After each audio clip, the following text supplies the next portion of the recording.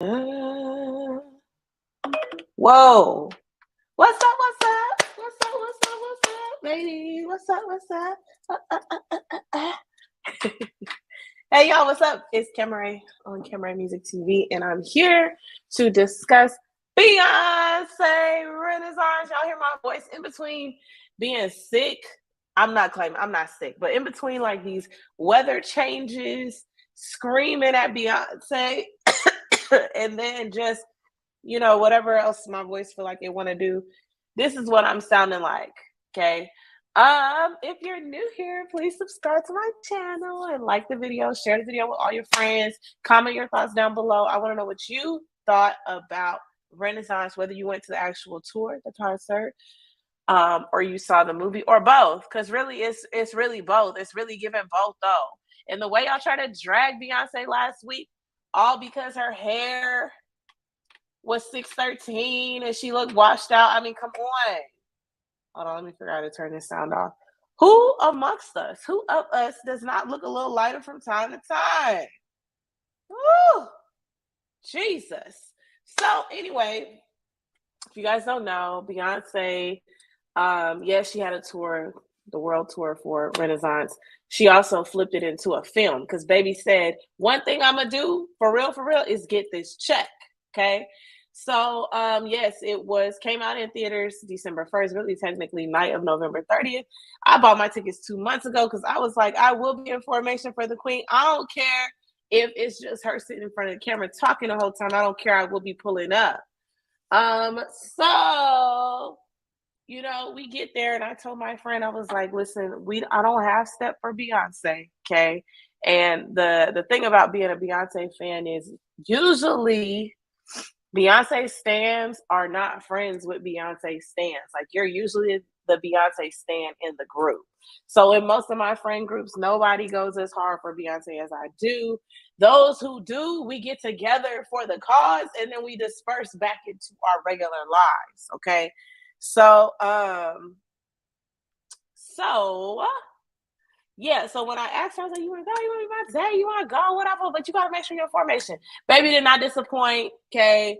My friend was dressed down, and I was dressed as well, and we were ready, and we were good to go. Okay, so we get to the theater, and you could just tell who was there for Beyonce. Everybody's dressed. Everyone knows. It's a lot of heated fans, a lot of flapping in the lobby, right? Everybody's getting their drink, their concessions, everything together.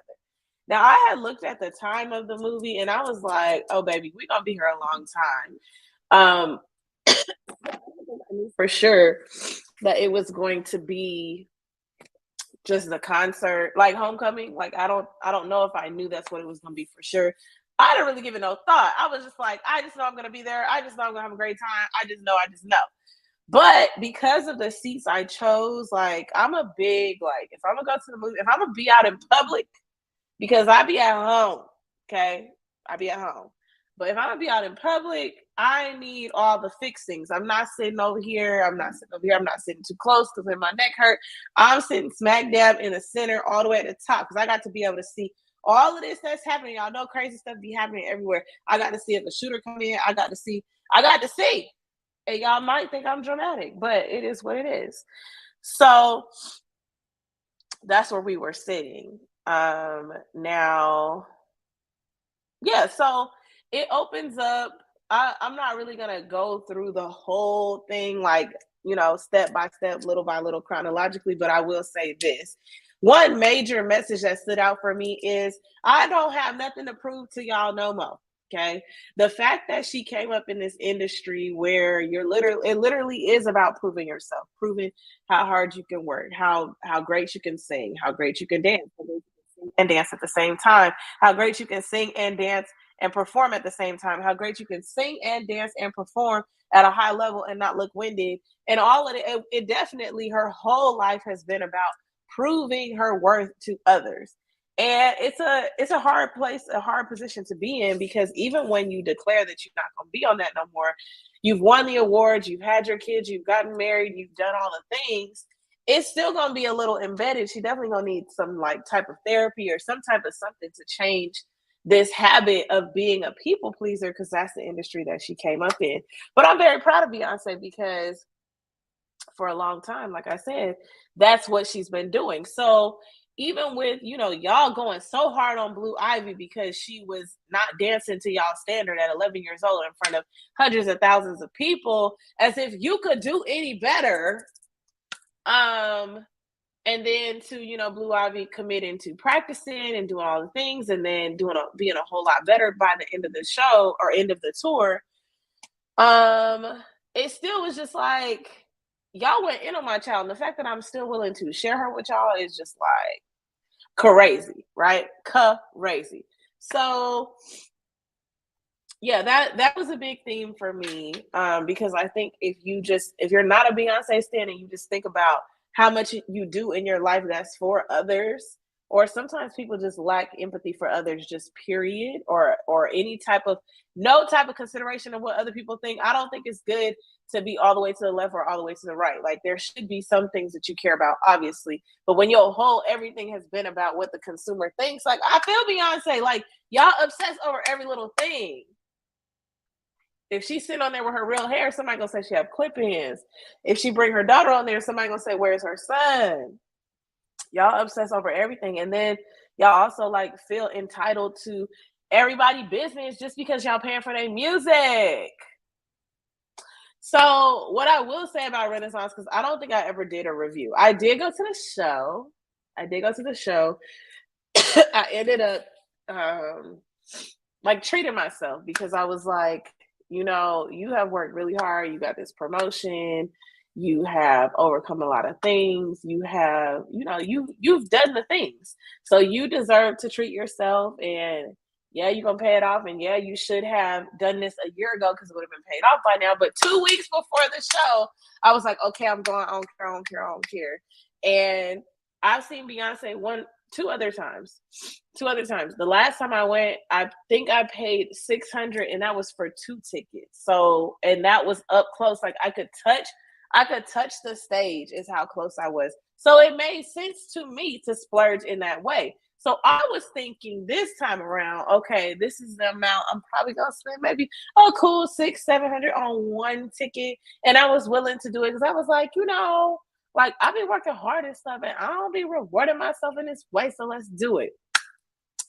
No, baby, them $600-700 was still on up, and the stage is right here. It was still up, and I was like, I mean, if you gonna go, you gotta go hard, is what I'm saying. So I paid for my ticket. I was pretty close. I mean, I went on the floor, but I was pretty close, and it was an out-of-body experience. I think I want people to be clear. Like, it's not so much Beyonce the person, because I always wonder, like, if I ever met her, what would I say? It's not so much her the person.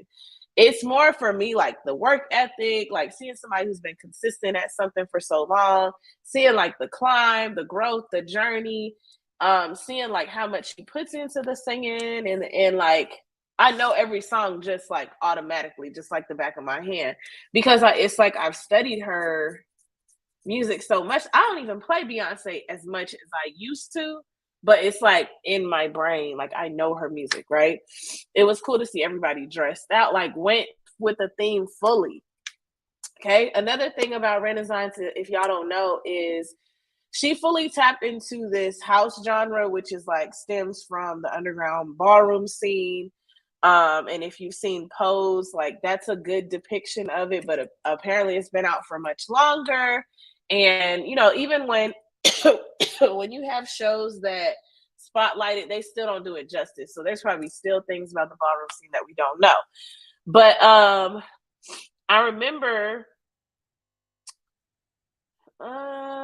either I had watched it a couple months before. I really think I had watched it a couple months before. So when Renaissance came out last year, the album, I had just got done watching Legendary on HBO, and that's like a competition, like ballroom scene, like show where they feature like all these houses and they compete. So I think I watched like 3 seasons, like 3 or 4 seasons, and I was fully obsessed. Like, I had all the lingo, I was ready. I was just like, okay, like the old school way, and like voguing and twerking, like I knew all the categories, I knew all the things.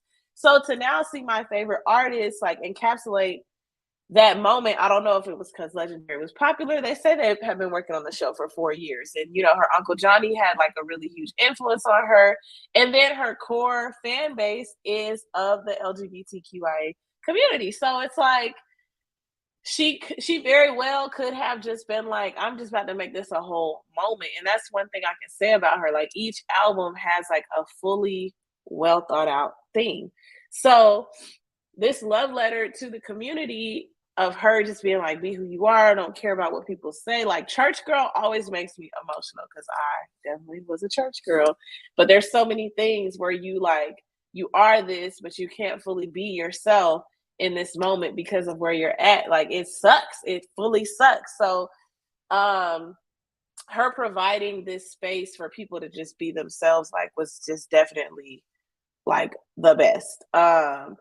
Seeing her do some of the house, some of the voguing and like all of that, like even that was cool. So she performed, like, she started the show off with like some ballads. If y'all haven't seen, like, she does the Dangerously in Love, she does Flaws and All, and she's like singing down. There should not ever be a question of whether she can sing, but it's almost like, I'm gonna just go ahead and answer this once and for all. And she was doing the runs, and it was giving Karen Clark with the echo and the reverb. I mean, like, that for me, anytime somebody want to say she can't sing, I'm gonna just play it for you right there, because it's like, y'all do this comparison game, and the comparison game is really tired now, because we live in a society where everybody ain't listening to the radio, so it's not the same 50 songs on a loop all day that we all into, that we all enjoy, like with the same artist. Like, no, if I want to listen to this genre, to this 5 artists all day, every day, I can do that because I control what I listen to. I control my profile on my music platform. And that's just different from how it was like 20 years ago, when we all were like, had our ear to the radio, and it cost money to like download a track, or you had to go buy a CD, like all of that. So, so yeah, she was singing the ballads down, and just seeing the footage, like, she had on this one like yellow green dress that looked like she was on the set of Bongos, but it was like a yellowish greenish, and it was like rippling in the fan, and then it was like a hood on her head, and I just was like, if I get the outfit that's even a mock-up on Shein, y'all can't tell me nothing. You can't tell me nothing. It was cool to see her, just as a mommy. Rumi is long. Rumi and Blue Ivy, they're very long. I'm long, so I just saw that, and I was just like, her kids are so tall and long. And they all got the same face. I liked seeing how she had her dad in there, which y'all know we have dragged Matthew. So to see her just have him in her videos and in her space and give him his reverence, it's like, okay, we can lay off of him. I don't think we're going to, but she's not mad at him like the rest of the world is, or maybe she is, but she's putting on for us. I don't know. So let me see. So probably my favorite moment of the show. Now, I will say it was about 3 hours, like I said, so we didn't get out that theater to like 1:30, I feel like 1:45 almost. And I was so tired. I like how she when she's coming out of the so I can't remember no names right now, but the host who was standing next to Maddie, and he's calling out he's like, Renaissance, like all of that. I'm just like, I can't do it like you, bruh, but I love it. It's pleasing to the ear. I love his voice. And I've heard like they just do that on the spot, like who Pray Tell was on Pose, like how he would be the host.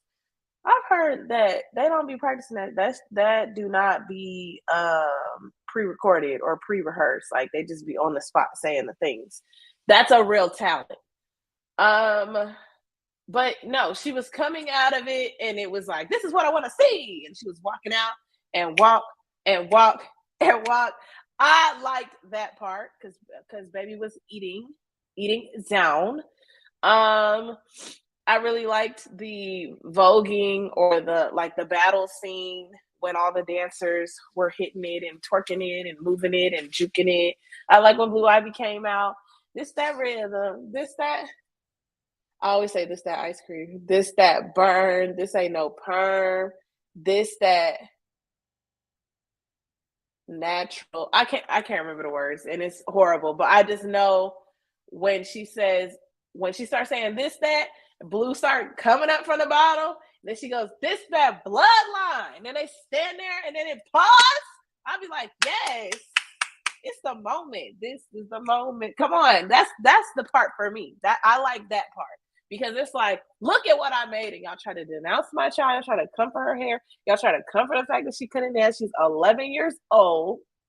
Y'all try to do all these things, but look at baby still standing here looking richer, more moisturized than all of you raggedy, dry individuals. Look at her. That's how I be with my dogs. Look at her. Look at them. So I like that part. I also like,